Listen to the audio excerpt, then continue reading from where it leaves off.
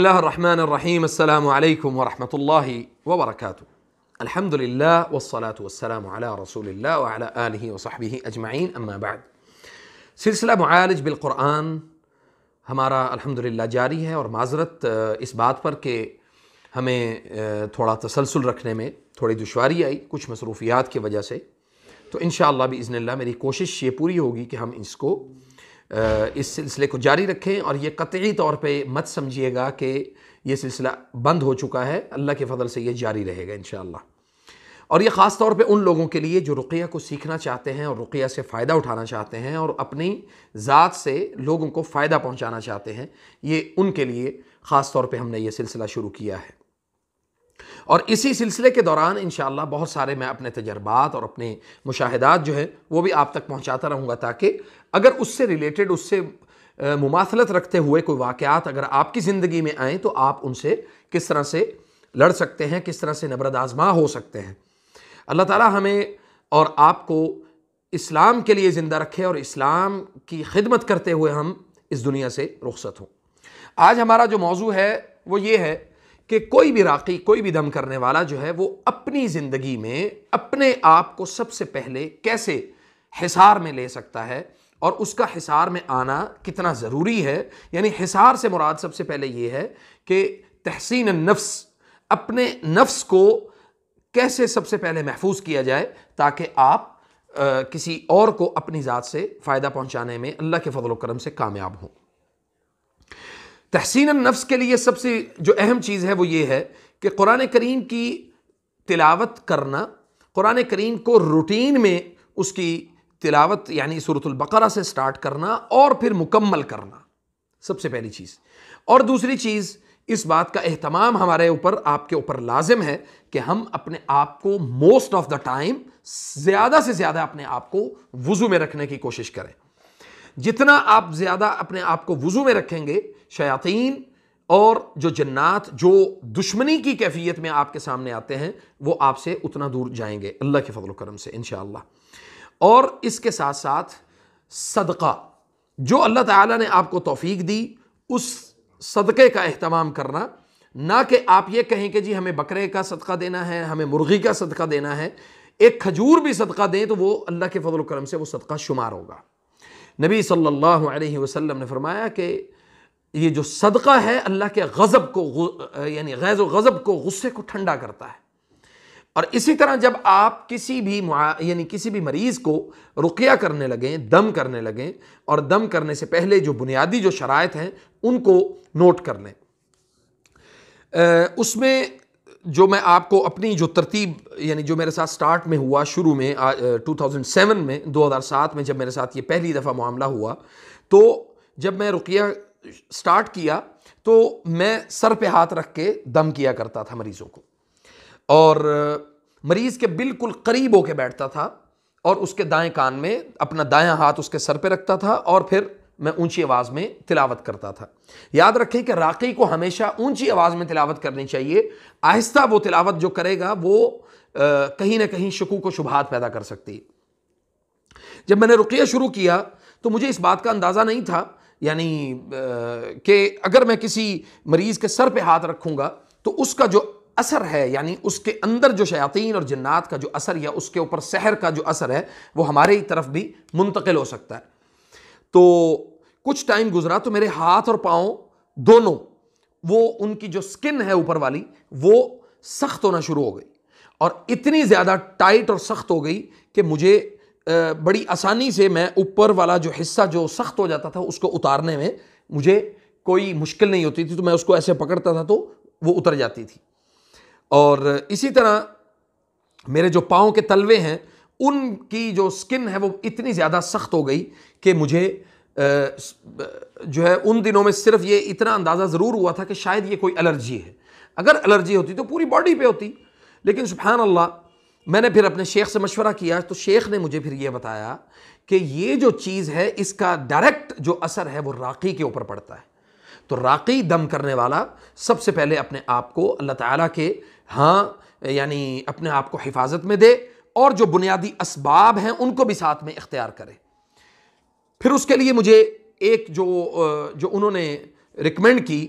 اور اللہ کے فضل سے اس کے بعد سے پھر علی طول اب تک میں اس کو استعمال کرتا ہوں۔ پہلی چیز پانی، دوسرے نمبر پہ سرخ نمک، تیسرے نمبر پہ پھٹکڑی، اور چوتھے نمبر پہ کوئی بھی اچھی پیور یعنی عود یا قسط الہندی یا بلیک مسک، کوئی بھی خوشبو جو بہت تیز ہو، آپ اس کو اس محلول میں ڈال کے وہ محلول آپ اپنے پاس بنا کے رکھیں۔ اور رقیہ کرنے سے پہلے اپنے دونوں ہاتھ یہاں تک، اور اسی طرح یہ ہاتھ، اور پھر اسی طرح دونوں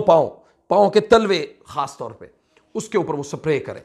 اور اس دوران یہ دعا جو ہے وہ پڑھتے رہیں، اللہم احفظنی من بین یدی ومن خلفی وعن یمینی وعن شمالی ومن فوقی وأعوذ بعظمتك أن أغتال من تحتي اللهم فاطر السماوات والأرض عالم الغيب والشهادة رب كل شيء ومليكه أعوذ بك من شر نفسي ومن شر الشيطان وشركه۔ اس دعا کو جب آپ مکمل کر لیں تو پھر سبحان اللہ اس کے بعد آپ کو کیا کرنا ہے؟ اچھا جی، یہ تو ہو گیا رقیہ کرنے سے پہلے اپنے آپ کی حفاظت کا حصار۔ اگلا جو ہے وہ یہ ہے کہ قل اعوذ برب الفلق قل اعوذ برب الناس، کثرت کے ساتھ اس کو صبح و شام اپنے اوراد اور وظائف میں شامل کریں۔ لا الہ الا اللہ وحدہ لا شریک لہ لہ الملک ولہ الحمد وہو علی کل شیء قدیر، 100 مرتبہ اس کے صبح اور 100 مرتبہ رات کو، یعنی عصر اور مغرب کے درمیان اس کو مکمل کریں۔ اسی طرح کثرت کے ساتھ آیت الکرسی کا تکرار کے ساتھ اس کو پڑھنا، تلاوت کرنا، اور اپنے نفس کے اوپر یعنی دونوں ہاتھ اس طرح جمع کریں، اس میں 3 مرتبہ اس میں نفث یعنی تھوکیں، اور اس کے بعد وہ پورے جسم پہ اپنے آپ کو وہ کر لیں۔ اب بعض لوگوں نے حصار کے مختلف طریقے جو ہیں وہ بتائے ہوئے ہیں، جی آپ اپنے ارد گرد دائرہ لگائیں، اس دائرے کو لگاتے ہوئے جو ہے وہ یعنی یا حفیظو یا حفیظو یا حافظو یا حفیظو، اور اس طرح سے بہت سارے اللہ تعالیٰ کے نام، اور پھر اسی طرح فرشتوں کے نام۔ تو یہ اس طرح کے جو حصار ہیں بالکل فضول ہیں اور بے معنی ہیں، اس لیے کہ نبی صلی اللہ علیہ وسلم سے اس طرح کے جو وظائف اور اوراد ہیں وہ ثابت ہی نہیں ہیں۔ اور نبی صلی اللہ علیہ وسلم نے آپ کو اور مجھے اپنے آپ کو اللہ کی حفاظت میں دینے کے جو اسلوب بتائے، وہ ہمارے اور آپ کے لیے جو سب سے بڑی اور اہم چیز ہے وہ ہے صبح و شام کے اذکار۔ جب ہم صبح و شام کے اذکار کو اپنی زندگی کا معمول بنا لیتے ہیں تو اللہ کے فضل و کرم سے اللہ تعالیٰ جو ہے وہ صبح سے شام تک اور شام سے اگلی صبح تک ہمارے اوپر فرشتوں کو متعین کر دیتا ہے کہ وہ اللہ کے اس بندے کی حفاظت کریں۔ اور اس کے بعد جو سب سے زیادہ جو اہم چیز ہے وہ کیا ہے کہ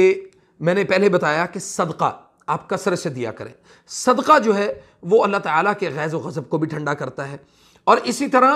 آپ کی حفاظت کا سبب بھی بہت بڑا جو ہے وہ صدقہ ہے۔ وہ بھلے آپ 1 روپیہ دیں، وہ کسی مسکین کو کھانا کھلا دیں، وہ پانی پلا دیں، بہترین صدقہ کھانا کھلانا ہے، بہترین صدقہ پانی پلانا ہے، بہترین صدقہ اپنوں کے اوپر خرچ کرنا ہے۔ یعنی خرچ کرنے سے مراد یہ ہے کہ آپ ان سے وہ اگر تو یعنی کوئی تعامل، کوئی معاملہ آپ نے کیا ہے، کوئی لین دین کے معاملات آپ نے طے کیے ہیں، تو وہ خرچ کرنا نہیں، وہ احسان ہے، وہ ایک دوسرے کے اوپر احسان کرنا ہے۔ اور اگر آپ اس سے وہ چیز مطلوب کر رہے ہیں، یعنی کہ جی یہ میں نے آپ کو دے دیا، میں اس پر آپ سے کوئی سوال نہیں کرتا، تو یہ بھی اس اپنے عزیز رشتہ دار کے اوپر احسان ہے، اللہ کے ہاں وہ یہ صدقہ شمار ہوگا۔ تو صدقے کی بہت ساری اقسام ہیں، بہت سارے آسان طریقے ہیں، انشاءاللہ اس پر میں کوئی الگ ایک ویڈیو بناؤں گا کہ ہمیں صدقہ جو ہے وہ لوگوں کو کس طرح سے دلوانے کی عادت ڈالنی چاہیے۔ اور اس کے بعد یہ ہے کہ رات کو سونے سے پہلے اگر شادی شدہ حضرات راقی ہیں یا کوئی راقیہ ہے، کوئی عورت ہے دم کرنے والی، جیسا کہ ایک سوال یہ بھی میرے پاس آیا تھا کہ ہمیں کسی خاتون نے یہ سوال کیا تھا کہ کیا کوئی عورت دم کر سکتی ہے؟ تو بالکل کوئی عورت جو ہے وہ دم کر سکتی ہے۔ عورت کے لیے بھی وہی شرائط ہیں، مرد کے لیے بھی وہی شرائط ہیں، لیکن عورت کے لیے جو شرائط ہیں وہ یہ ہیں کہ رقیہ کو ایام حیض میں، استحاضہ کے دنوں میں وہ رقیہ نہ کرے، اس لیے کہ ان دنوں میں وہ کمزور ہوتی ہے۔ یہ نہیں کہ رقیہ کرنا ان دنوں میں ممنوع ہے، وہ قرآن کی تلاوت کر سکتی ہے، لیکن قرآن کو یعنی وہ پڑھنا جو ہے وہ اس کے لیے جائز ہے۔ اور کوئی عورت جو ہے وہ رقیہ کر سکتی ہے، ایام حیض میں رقیہ کرنا جائز ہے، لیکن چونکہ جسمانی تغیرات، تبدلات، اس میں مختلف قسم کی تبدیلیاں جسم کے اندر، تو وہ جو واقعہ ہوتی ہیں اس وجہ سے میرا یہ ماننا ہے کہ اس دوران جو ہے وہ کسی بھی خاتون کو رقیہ نہیں کرنا چاہیے۔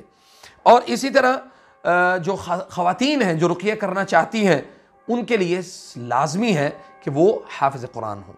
ان کا حافظ قرآن ہونا ضروری ہے، تاکہ وہ قرآن کریم کی جو الحاح اور بہترین انداز میں، اچھے انداز میں قرآن کریم کی تلاوت کرنا، اس کو مجودہ یعنی تجوید کے ساتھ اس کو پڑھنا، یہ اس کے لیے لازمی ہے۔ اسی طرح یہی شرائط جو ہیں وہ مردوں کے لیے ہیں۔ میں گزشتہ اپنی 4-5 جو ویڈیوز ہیں وہ اس میں بتا چکا ہوں، یہ ہماری غالباً 7ویں ویڈیو ہے، تو انشاءاللہ میں امید کرتا ہوں کہ آپ ان تمام ہمارے جو ہم نے ایک سلسلہ شروع کیا ہے اس سے آپ فائدہ اٹھائیں گے انشاءاللہ۔ اور اگر کوئی آپ کے خاص طور پہ جو رقیہ کرنا چاہتا ہے اس کے دل میں کوئی سوال پیدا ہوتا ہے یا کسی قسم کی کوئی چیز مطلوب ہے تو وہ اس کو کمنٹ باکس میں ضرور بتائے۔ تو میں دعا کرتا ہوں کہ اللہ تعالیٰ اسی طرح ہم سے خیر اور نفع کا جو کام ہے وہ ہم سے لیتا رہے، اور انشاءاللہ باذن اللہ ہم لوگوں کے کام آتے رہیں، اور اللہ تعالیٰ سے دعاؤں کو یعنی آپ کی دی ہوئی دعاؤں کو ہم سمیٹتے رہیں۔ فجزاکم اللہ خیر، والسلام علیکم ورحمۃ اللہ وبرکاتہ۔